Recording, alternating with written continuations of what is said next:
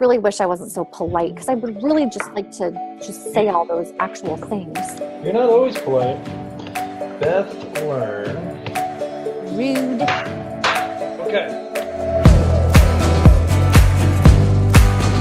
Welcome to Fit2B Radio. Slip on your minimal sneakers, notch your headphones into your ears, tuck your smartphone into your pocket, and take us along for a walk while we talk. Or just grab a cup of your favorite drink and get on the floor and stretch a bit while we bring you all things fitness, core, and diastasis recti related.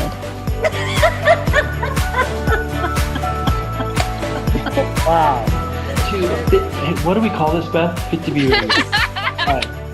Hey everybody, my name is Chris Benke, and I am the host of the first podcast ever of Fit2B Radio. And I've got with me Beth Learn, who is the founder of Fit2B. She also acts as the CEO of our tiny little fitness company. And we are super excited today to kick off this very first podcast that's going to be, I think, something pretty cool, because we're talking about real stuff. And actually, we were just talking a second ago before launching this that we don't want this podcast to be jam-packed full of stuff and fluff. So we want it to be real content about stuff that you guys really care about, and we're going to bring in cool guests and all that. But we thought we would start this podcast off today, our very first one, and talk about what we've been up to the last actual 7 years as we've launched this business, and just kind of how that journey happened, what's worked, what's not worked, all that stuff. Beth, what do you think? Should we talk about that? Oh man, just as you said 7 years, my brain rolled back. 7 years, right? We're launching this podcast very close to our 7-year anniversary. That's Yes. right? Or Yeah. is it 6 years? Well, No. so October 2010 is when we launched. We started filming in March of 2010. And it was a Christmas party in 2009 when we came up with this harebrained idea. Right. So it's actually kind of started even more than 7 years ago, but officially we've had a real fitness website for 7 years. So people might be finding this podcast on YouTube. They might be finding it on Apple, all over the place. So they might not know about us at all. So let's just start at the high level. What is Fit2B Studio today? What is it right now? Today, Fit2B is an online fitness site that has members in 30 plus countries. We provide membership-based workout access and e-learning. So we have lots of e-courses, and we have a lot of workout videos that people stream all over the world, 24/7, all the time. So you talk a lot about tummy safe. So we're at a tummy safe fitness hub for the universe for women. Yeah, and we were the first ones to do that in terms of fitness. There's a lot of other providers out there that do online rehab and diastasis education, but we provide fitness. So once people have regained the function of their core and started closing the gap in their abs, we come along and say, hey, here's how you can safely exercise and not undo all the work you've been doing. Yeah. So one of the things that's interesting when I talk to people that I meet about this site is they ask me two questions that are actually, it's funny because of the same questions you and I talked about at that Christmas party, Mm-hmm. where I was trying to tell you this was a dumb idea and you were trying to tell me it was amazing. And luckily you were right. But the questions are, why would I need this thing if I can just go to YouTube and there's 20 million results if you type workout? And then the second question is, why wouldn't I just go to a regular gym? So before we get into the history and stuff, I just want to get that out because I think that's a big differentiator. And I was really wrong at the very beginning about this. And I think it's cool for you to tell the difference because you end up being right about it totally, 100%.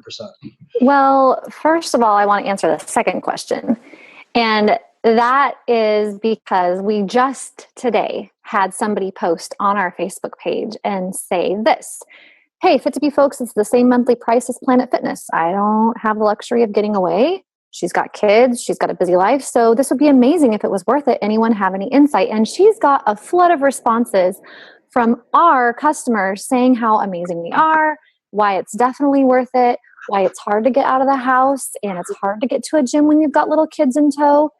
And it's pretty cool to read those responses. And that is what I was feeling when we launched Fit2B. Is I was a stay-at-home mom.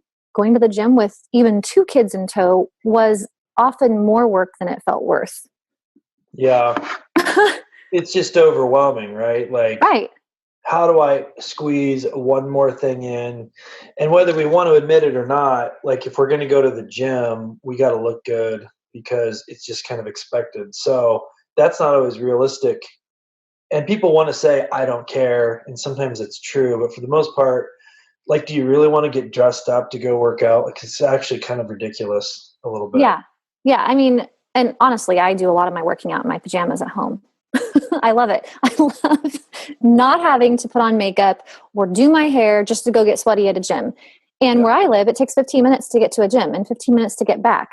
And so if I go there to work out for a half hour or 45 minutes, it's kind of a wash, and that can be frustrating. You add bringing kids along, getting them in and out of car seats, getting them in and out of childcare. And it's a workout just getting there and back. Yeah. So, to answer your other question about the whole YouTube thing, often you don't know what the background of the YouTube filmer is. I've got a neighbor who films YouTube videos in his backyard with a plastic chair. He puts his little phone on the chair and he starts hopping around like a squirrel. And I can tell you for sure that kid has no credentials because I know him. For fitness. But I mean, it looks cool. He's doing all these amazing like calisthenic motions. But I can also point out 5 things he's doing wrong. The tendency on YouTube is you're going to follow the most amazing, outlandish workout. Yeah. And you don't know if that's even what you need. So Fit2B has a real progression. I have a degree in exercise and sports science. I've been doing this for over 20 years. It's just radically different than what's out there on YouTube. Although we do have a good YouTube channel. Yeah. We have a good YouTube channel, and I think that's cool. But the thing that sticks out a lot in my mind is we create an environment that's safe. Yes. And that's not even true at a lot of gyms, for sure, which is kind of sad, but it is the truth. And I think people have found that as they've injured themselves time and time and time and time again. It's ironic, and I understand why, but it's ironic. Down the street from my house, there is a gym called Snap Fitness. It's great. Little gym, I guess. It's a 24-hour access where there's no staff there kind of thing. But what's ironic is right in the same building, the only 2 businesses in this building is a physical therapy building. And they're there on purpose together. And they would say, and I know it's true, that they want their people to go do these exercises and stuff in this gym. But also it's true that there are people that injure themselves, especially in that gym, because there's not even anyone to help you there. And then they got to go get their physical therapy and find out why they're injured up the stairs in the physical therapy office. And I think that is actually ironically true across the country, where people are going and they're doing their little things and they're getting their aggressive workouts and then they're injuring themselves. And we provide this progression, as you said, of exercise, workouts, and information and lessons that kind of help people where they're at. So they could be on our site and do an aggressive workout, or they could be on our site and just have, gone through something traumatic and do something gentle and help them where they are. Yeah. I was a member of Snap for a while, and I probably would still be, except for that I went head to head with one of their personal trainers who was having a woman do crunches and sit-ups, and I could see her gap pointing up, tenting, bulging. And I was like, I couldn't take it anymore. I'd already talked to this guy, and I was a member there. I wasn't a trainer. So, as a member, I could talk and say what I want. It's great. So I'm like, dude, look, that's what I was talking about. And he's like, excuse me, I'm in a personal training session. Yeah. And I'm like, but you're hurting her, ma'am, this is, and so I totally lost face. I couldn't show my face at that gym anymore, especially because it obviously didn't go over well. Obviously nobody there was willing to listen. So you have a high level personal trainer at this gym. And this is not against Snap or anything. I think Snap is probably a great organization. Their trainers are doing what they know. Sadly, there's not a lot of education out there for trainers when it comes to diastasis and pelvic floor, even though postpartum women make up the largest section of people looking for personal training.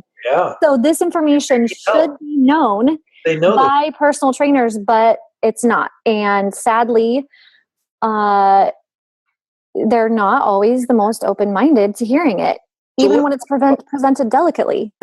Let's talk about that, because when we started, so I would say now we're one of the top sites in the world about diastasis awareness. I want to talk about that in just a second. But before we get to that, I think it's important to talk a little bit about how we got there, because when we launched, we weren't really, we weren't focused on that. We weren't super aware of that.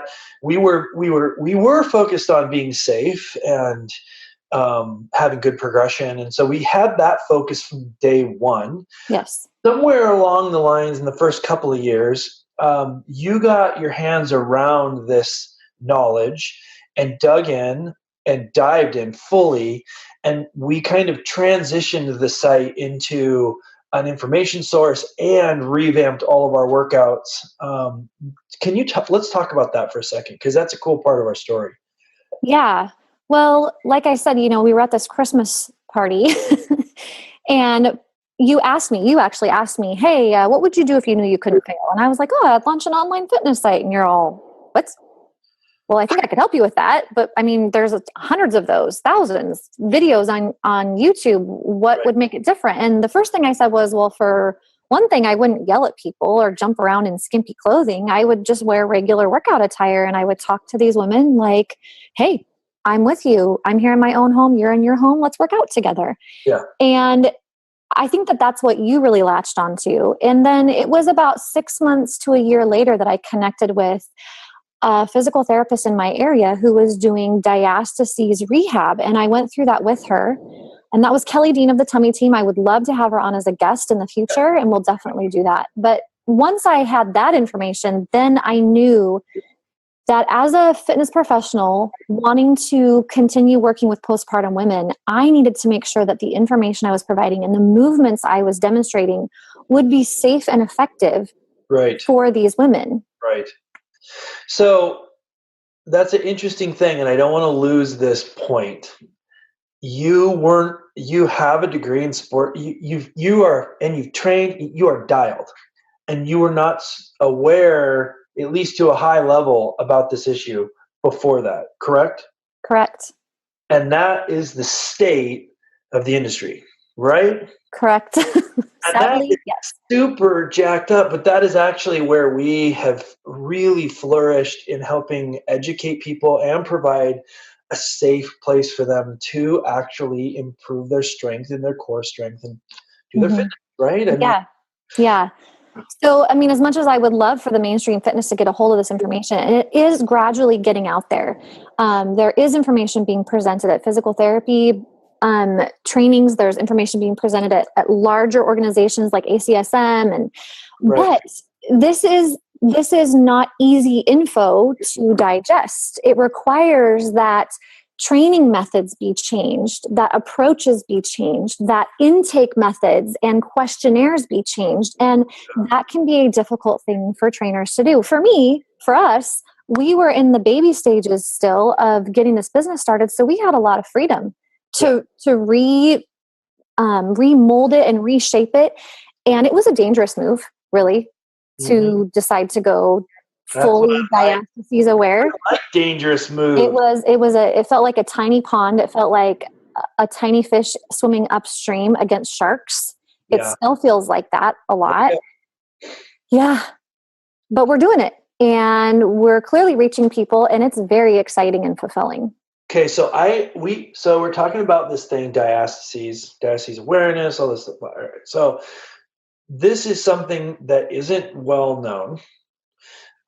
So I think it's good.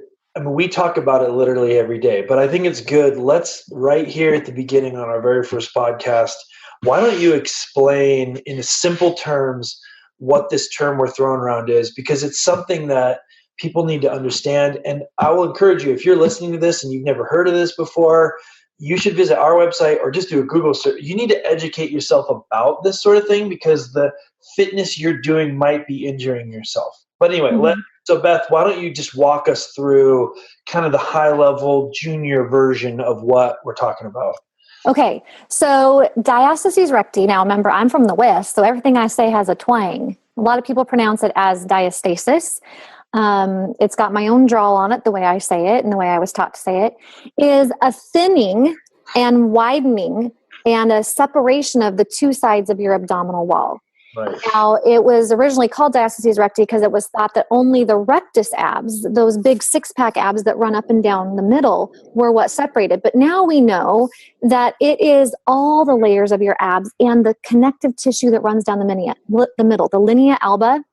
That is what thins apart and loses its tension, loses its ability to hold the two sides together. Right. And so when that happens, your abs begin to lose their ability to get a grip. And your abs' main job is really not to make you look good in a bikini. They're really not there to make you fit into your jeans. They're there to help you breathe. They are there to support your spine and support your organs to be in the right places. And so diastasis can also go hand in hand with a lot of other issues. It's not a single issue. It's not even the issue. What it is another branch on a tree of problems that all relate to core dysfunction. Yeah. And that can be caused by a lot of things. And I think it's important to understand too, this is a kind of a separation, which means you can actually have very strong abs. You can have a ripped six-pack and have this 100% problem. Yes. Right? I think people I did. Shocked by that, right? Yes. I was shocked by it. I mean, as a mom, I had this poochy tummy when my son was, 2.5, and I was still nursing him.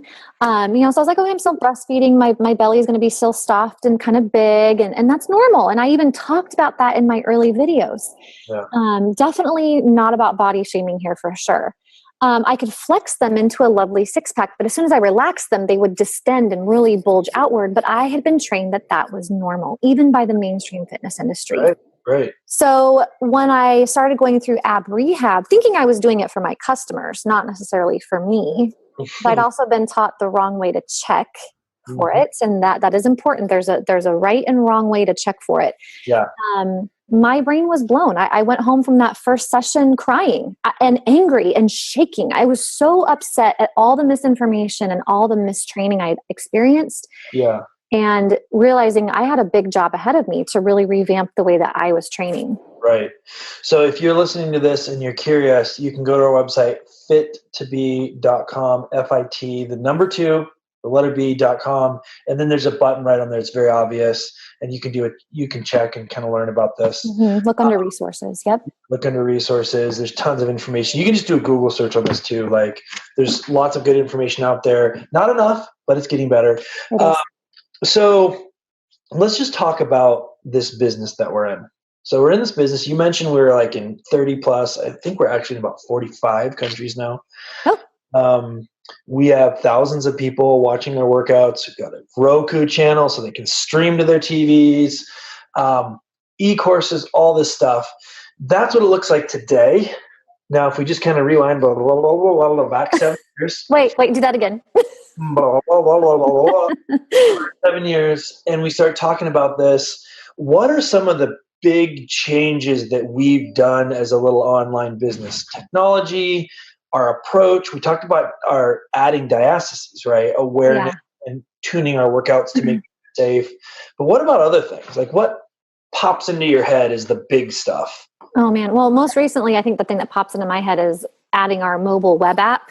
Yeah. Which has been an adventure and a half. Yeah. Sometimes I'm still not sure what I was thinking, but it does get used by a lot of our clients. It allows us to provide e-courses in a more deliverable format. Right. And then there was that epic Valentine's Day weekend upgrade that we did. That was a lot.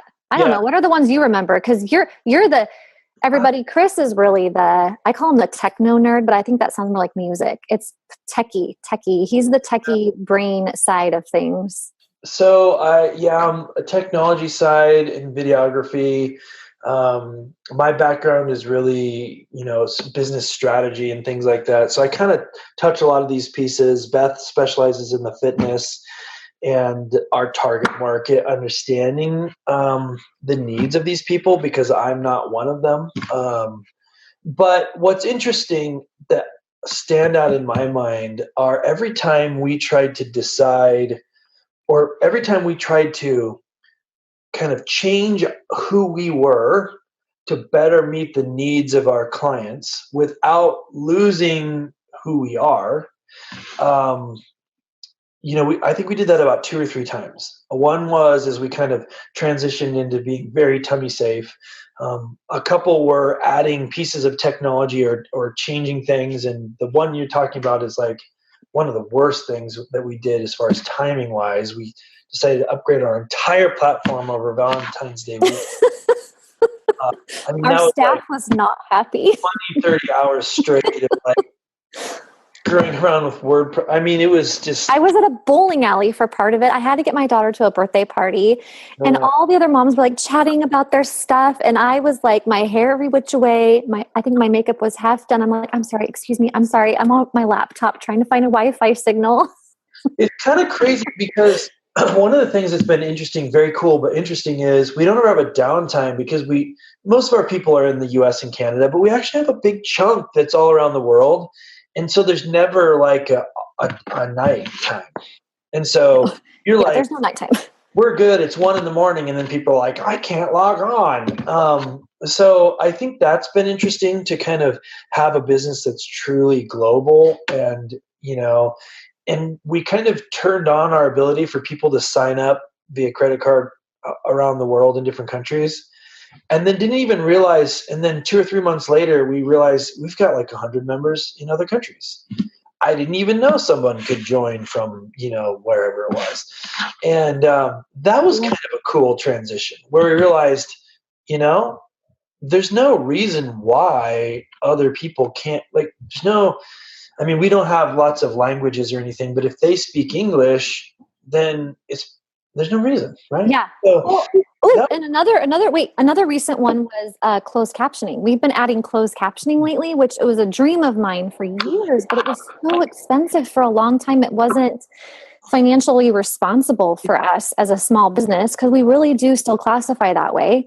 To add that. And then, as technology develops, we figured out or found, what is it, a plugin? I don't even know. See, I don't even understand that part of it. I'm just excited that we have it.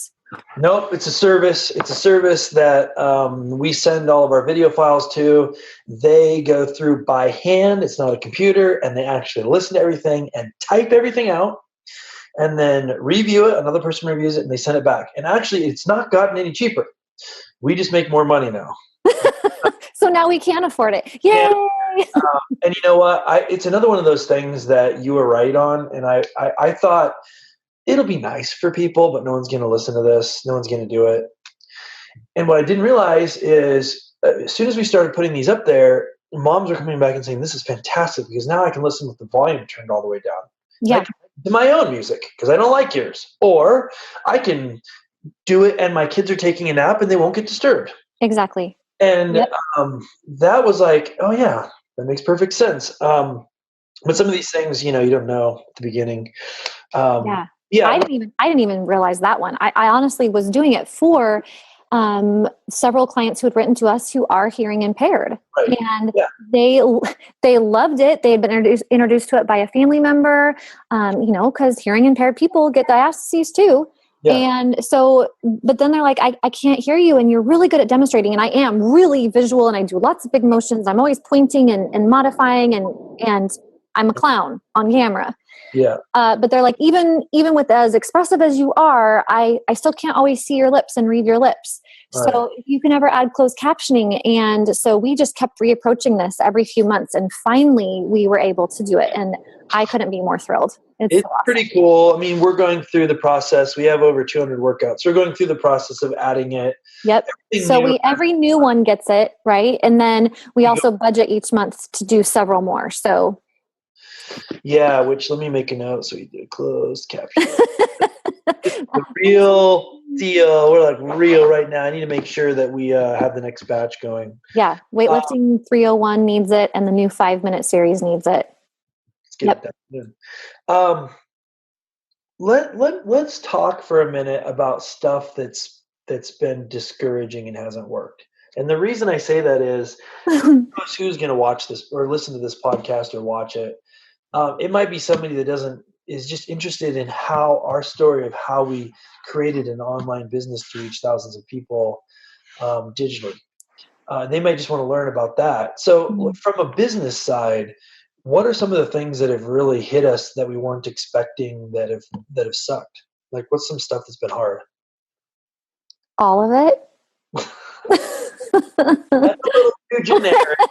I mean, I love what I do, but it is always hard work.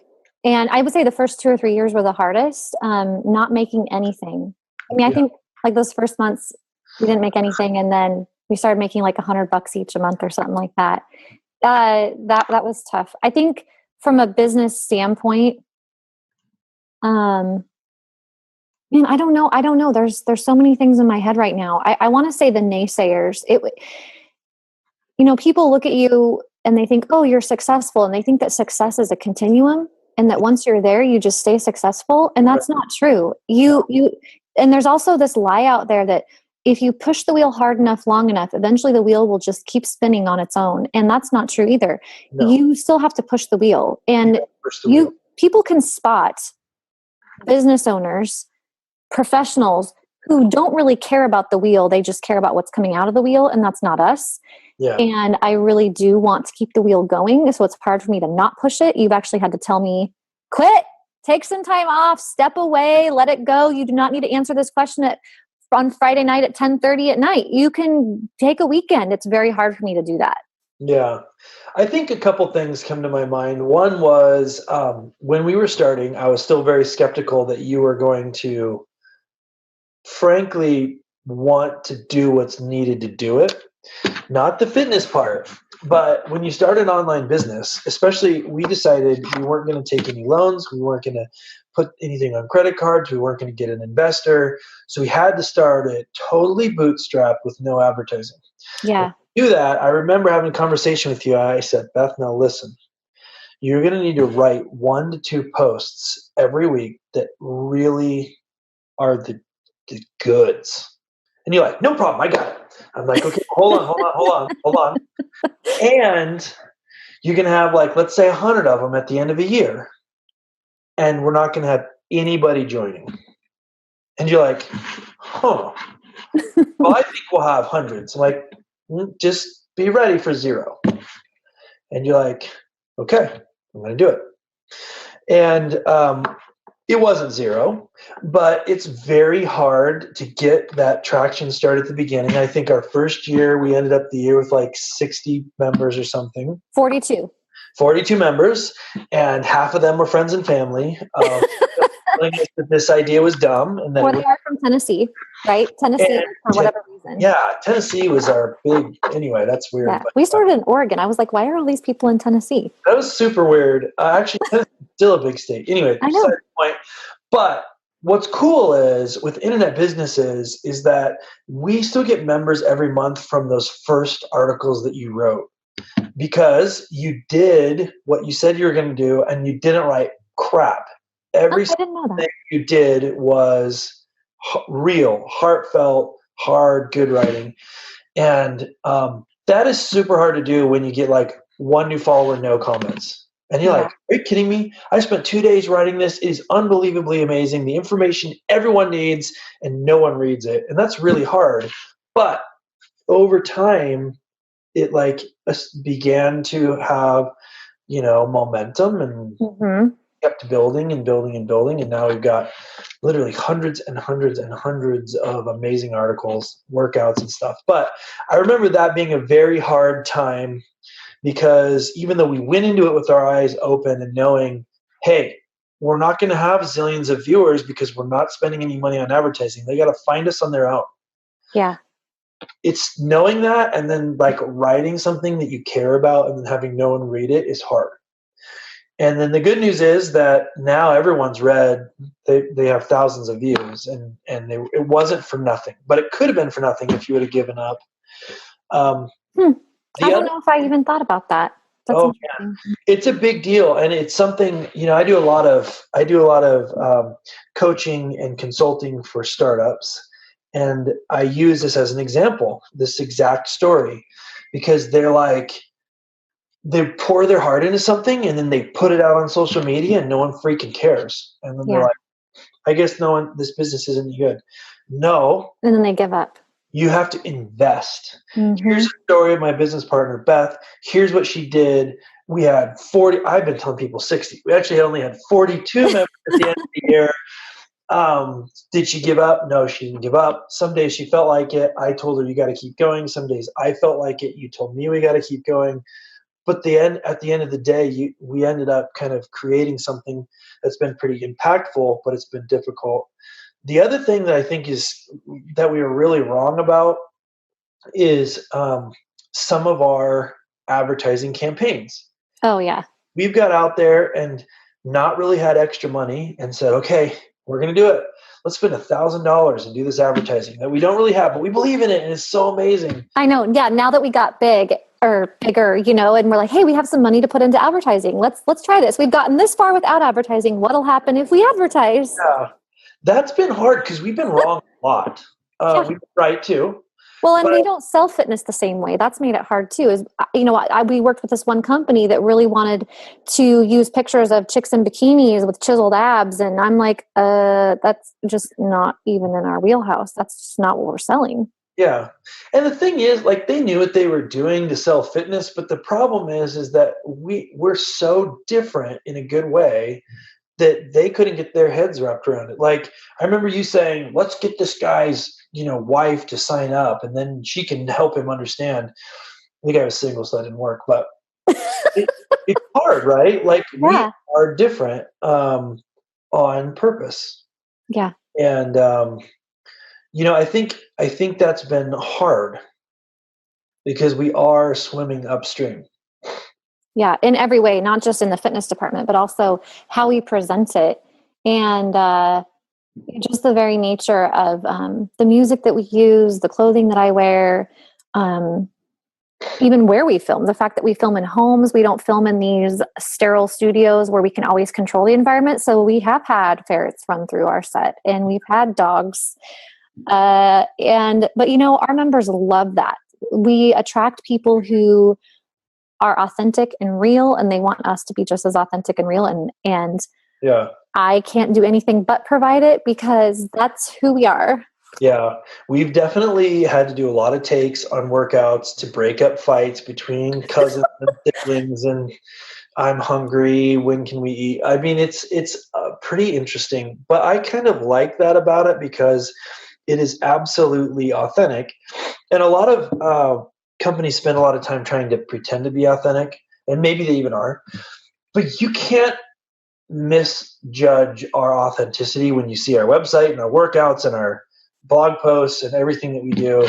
Yeah, is obvious. I think my favorite two outtakes, and one of them is in our blooper reel. If you look up Fit2B bloopers, I was using a splint during part of the workout, and I set it down, and one of your dogs came running through, picked it up, and ran off with it. And I was like, "He's chewing on my splint."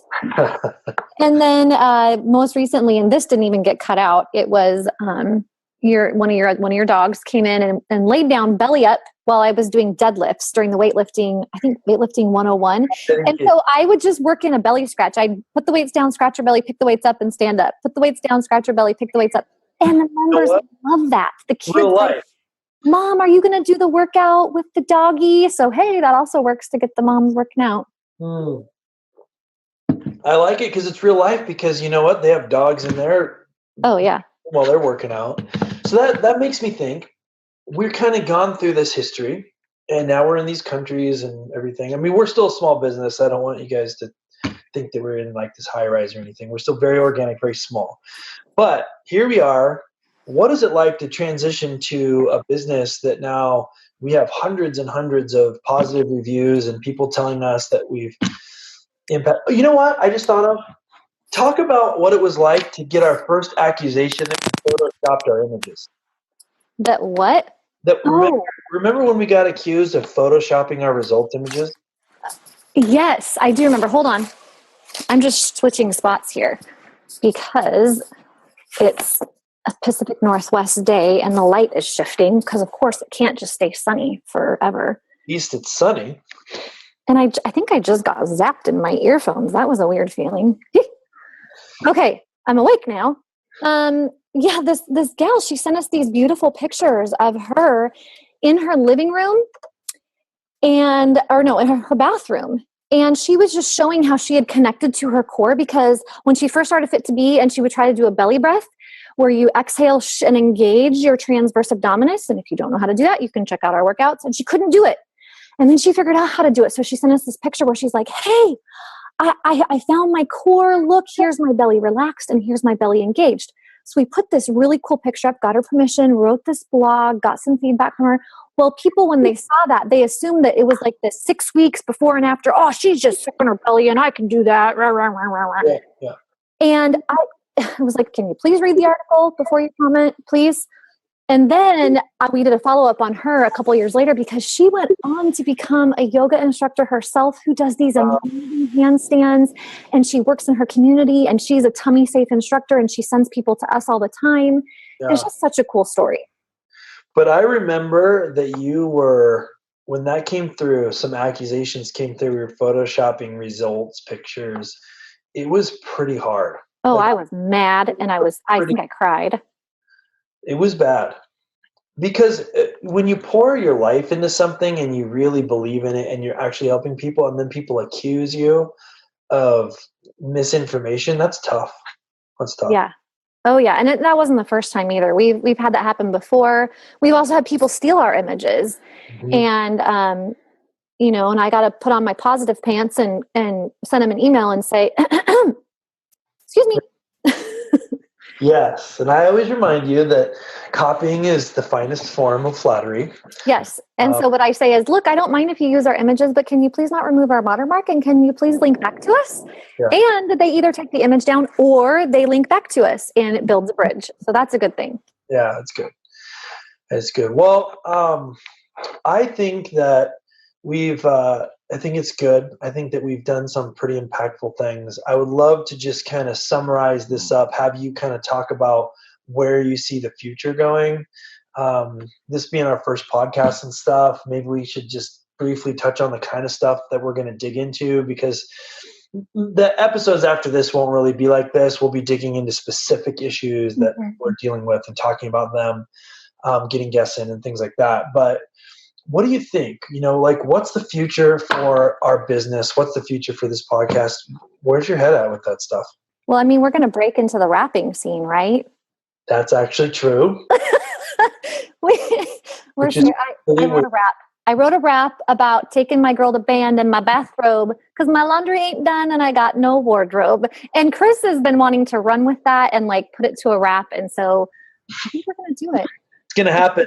So stay tuned for that. Yeah, Fit2B Mama Jama. But aside from the silliest, and we do have a lot of fun here on Fit2B, but we are planning to really come out with a lot more e-courses. We're planning to blend in mobile back into our site and make those courses even more accessible for our members. Yes.